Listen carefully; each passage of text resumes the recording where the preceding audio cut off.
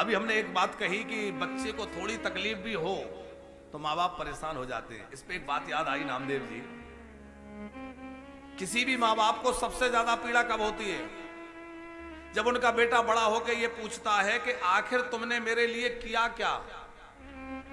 कई बार बच्चे बड़े होकर पिताजी से ये पूछते हैं, ये बताओ तुमने मेरे लिए क्या किया।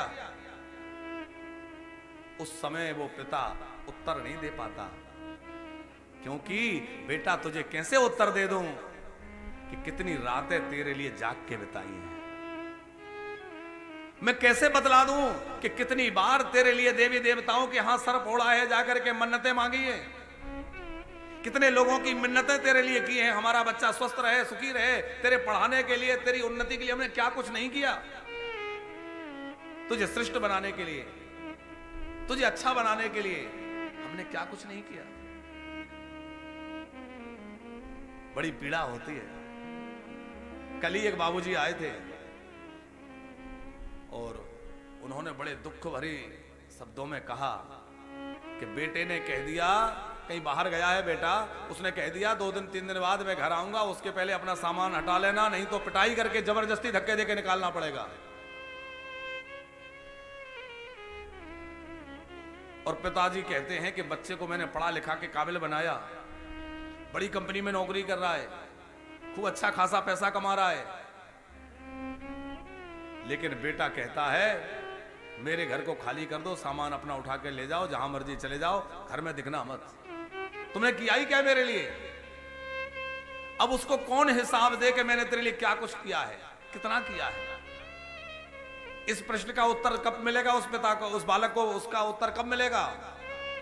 जब वो पिता बन जाएगा, जब वो अपनी संतान को पाल लेगा, और जब वो उस स्थान पे पहुंच जाएगा, तब उसे उस प्रश्न का उत्तर मिलेगा कि मेरे बाप ने मेरे लिए क्या किया था साहब, मैं तो उतना भी नहीं कर पाया।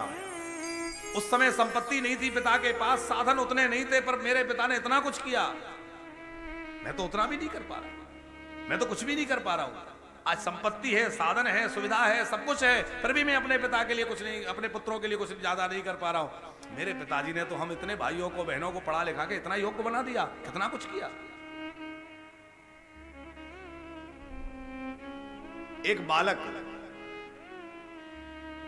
नामदेव जी, एक बेटा अपनी पत्नी के कहने में अपने पिताजी को वृद्धाश्रम में छोड़ने गया, और जब वृद्धाश्रम में छोड़ने को गया,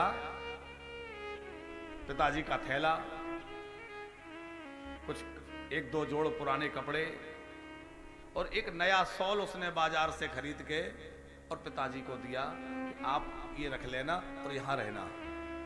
पिताजी वहां रहने के लिए तैयार हो गए, और पिताजी जब रहने के लिए तैयार हुए, बच्चा छोड़ के आने लगा, तो पिताजी ने क्या किया कि जो बेटे ने नया शॉल खरीदा था ना, उस शॉल को बीच में से आधा फाड़ दिया, आधा अपने पास रखा, आधा बेटे को दिया। बेटा ये तू अपने पास रख ले। बेटे ने कहा ये क्या किया, नया शॉल फाड़ दिया, मुझे क्यों दे रहे हैं? बोले इसलिए दे रहा हूं बेटा, ये तेरे काम आएगा। बेटे ने कहा मेरे पास कोई कपड़ों की कमी है कि पैसों की कमी है, आप ये मुझे क्यों दे रहे हैं?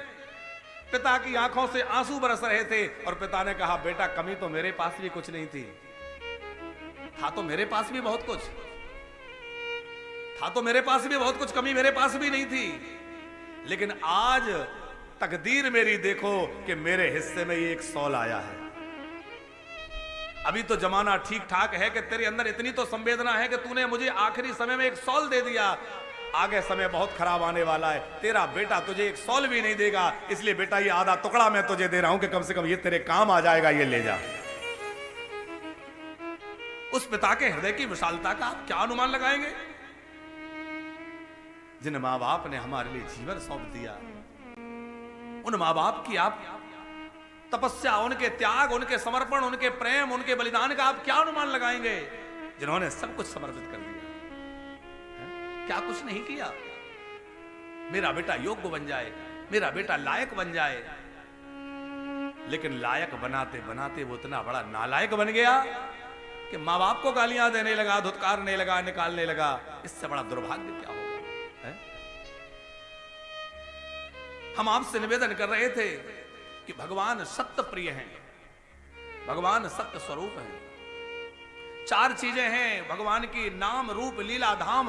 भगवान का नाम सत्य है, भगवान का रूप सत्य है, भगवान की लीला सत्य है, भगवान का धाम भी सत्य है। इसलिए बार बार भगवान का सत्य सत्य सत्य रूप में वर्णन किया गया है।